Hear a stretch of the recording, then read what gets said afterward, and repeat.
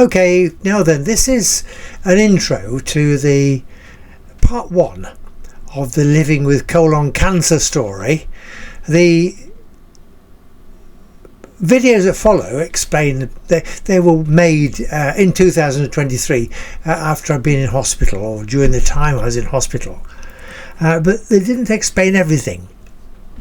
It all began towards the end of March 2023, when daughter Helena came by aeroplane for a few days, and at that time she was pretty keen on learning a bit more about golf. Now, I played golf, not golf. I played golf as a junior at South Rorsby near Sleaford in Lincolnshire, because junior membership in the very early 1960s was next to nothing. I could get on a train for not a lot and go on my own. I used to play for hours on my own as a junior member. But of course now it's prohibitively expensive. I'd love to play golf again. I thought I was quite good at times. But now, I mean, it's unless you're very well off, it's too expensive. So back to the story, and we've got a small golf club here at Somuir. It's quite nice, nicely located and everything. So I went and made a few inquiries, and I booked a lesson for Helena, to basically a swing lesson, because if you're swinging any good, you might as well not bother. So we went along, and she had a lesson, and I think she quite enjoyed it. And there's a good practice area there where you can shoot off a few balls, and all you pay for is baskets of balls. And I hadn't got any clubs at that time. Mine were in England, so I had a couple of clubs, and we had a knock around, and that was great. Well, the next day, or in fact the day after, we went again. This time I shot, 150 balls. It's not a lot of money just to buy some basket of balls. They're out of a machine. And fine. I think that was a Sunday. Monday, Helena goes home. Tuesday, whole of my insides were blocked up. Incredible. When you're swinging a golf club, it says quite an extensive swing action from the waist, and your arms are in the air and you're swinging it through and following it here. Well, time you've done that 150 times, in about half an hour, you've done some action, really. Anyway, I'm quite confident that my problems were brought on by this, and if it hadn't been brought on by this golf swing practice and shooting a few practice balls, goodness knows what would have happened to me. Anyway, Tuesday all bunged up, so I ended up going to the urgence at Somuir, and I eventually saw a locum doctor, and he was mowed out with folks, and he gave me a prescription for some suppositories, and so went home, I went to the pharmacy, got some suppositories. Well, with the aid of Ruth, we couldn't even get them in. They wouldn't go in. There's no access. That wasn't very good. So, unpleasant night. The next morning would be Wednesday morning, and I went to our local pharmacy. Now, Christoph in our local pharmacy, him and his wife, Stephanie, they are magical. They've helped me out of no end of problems over the years here. From the problems with blowing down the exhaust pipe of Ruth's car and covering myself in petrol, and among other things. Anyway, I went to see Christoph as soon as he opened, 8:45 or something, and I said, "Look, Christoph, can you ask one of your doctor friends if there's anything I should do about this? All blocked up, you see." And I went to urgence yesterday, and they gave me suppositories. Well, they won't even go in, He looked at me really old-fashioned. He said, "You better go off back there quick and tell them all about it." So I went off back to the urgence, accident and emergency at Somuir, at the hospital. I didn't come out. Well, several days. And in long term, I was in there for about 4 or 5 weeks.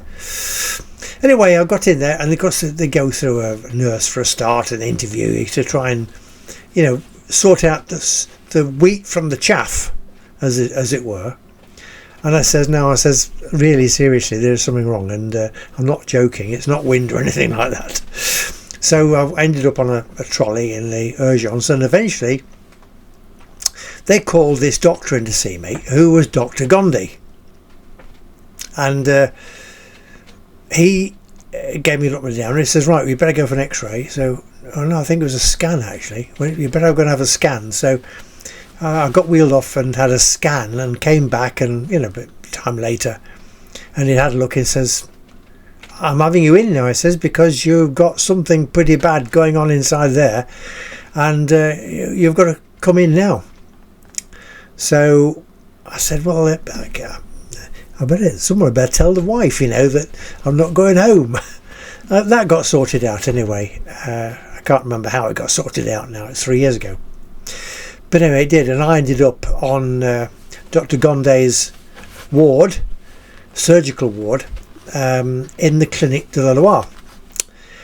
He's principal surgeon at this time for this kind of thing at the Clinique de la Loire, and it's a private health clinic, surgery. It's a surgery clinic basically, and it's attached to the main Saumur hospital, and they've got their own beds and things in their own block, and that's where I ended up. Anyway, he came to see me later on, I think, before he went home, and he said, look, we're going to have to do this, we're going to have to give you a colostomy bag. You're going to have a colostomy bag so that we can empty the system, and then have a look at doing a colonoscopy, whatever it's called, a colon operation to try and get rid of the problem. So now it was either before I went up for that bit of surgery or after I'd had it.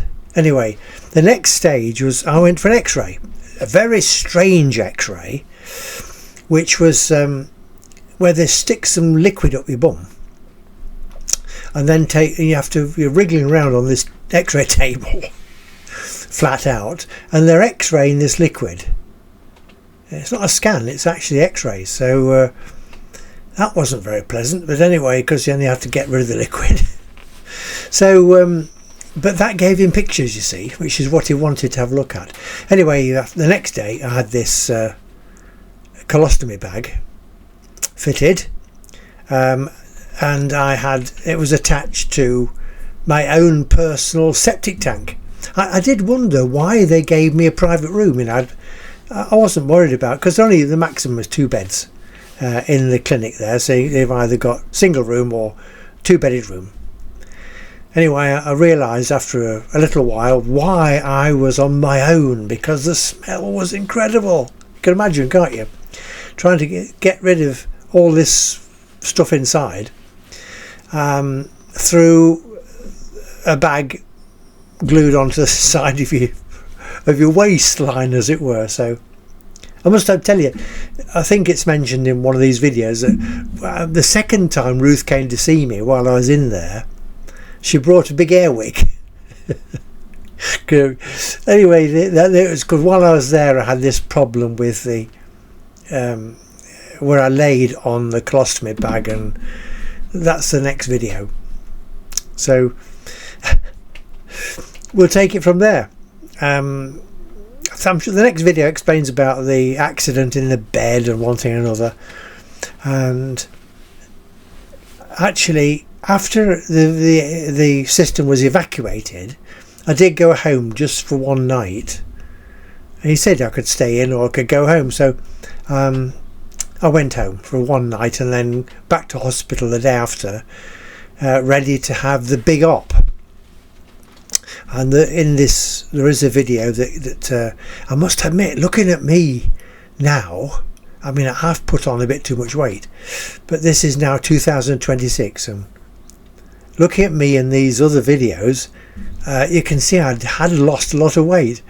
It wasn't just the hospital regime, where they do keep you on a bit of a strict diet, because you're in bed doing that, and so there's no point in having lots and lots of super fat food and putting weight on in bed doesn't do any good at all. But I did lose quite a lot of weight. So I really, in a way, I think I look too, yes, I definitely look too thin and too gaunt. But there we are. Now, we won't get complicated with what's happening at the moment or what happened in Tavima. But so Dr. Gonde was my surgeon, and he wasn't far off retirement. He was due to retire the next year. That's right.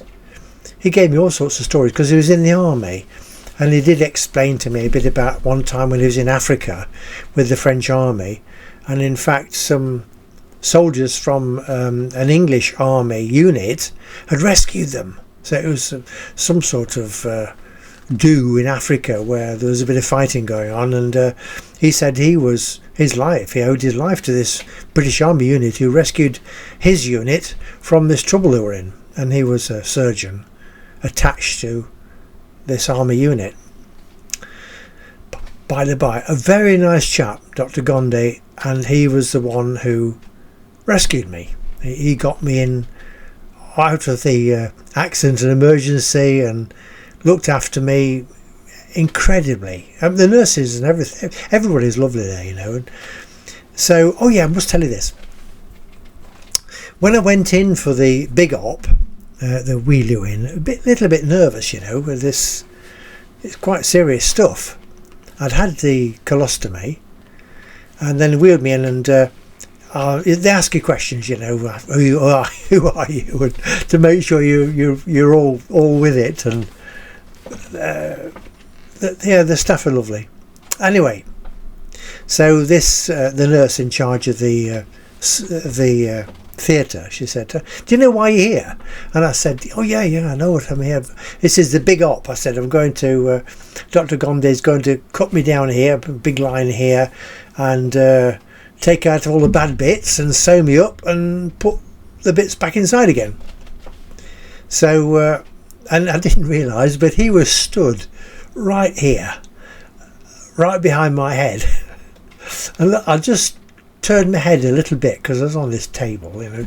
I wasn't anaesthetised in any way, but yet that comes quite quickly afterwards. And he I said, oh, there you are. I says, that's about right, isn't it? Yes, he says, that's about right. It's all in French, of course. Yeah, that's about right, he said. Yeah, you've pretty well got it there. So on y va, off we go. And you've got a thing in your arm, you know, and stick a needle in and get a bit of count backwards or something, and you're off. And anyway, I was back in my bed. It was very exhausting, that op. It took me a long while to get over that. I think I was in there for 3 or 4 weeks after that, getting sorted. But yeah, it's very serious stuff, it really is. But I really owe my life to him and his intervention, and he was a clever chap, and he knew everything. He knew what he's doing, you know. And I was very, very pleased he was able to reverse it, obviously, because lots of people don't get the chance. Right, we'll see how this goes. Then this is 1, there's 2 and 3 online, I think, or going to be, and then I'll end it with 4, which will be telling you what's happened since 2023. Okay, thanks for being with us. Don't forget www.crackerbooks.fr. Complete books. There's picture story books about animals. There's books in French language as well. There's books for kiddies, all free to download. There's over 200 videos on YouTube. There's over 200 audio blogs on Buzzsprout. The links are all on that website, and you can have a look at anything you like, all free of charge. So do have a look, and thanks for being with us, and until the next time, cheerio.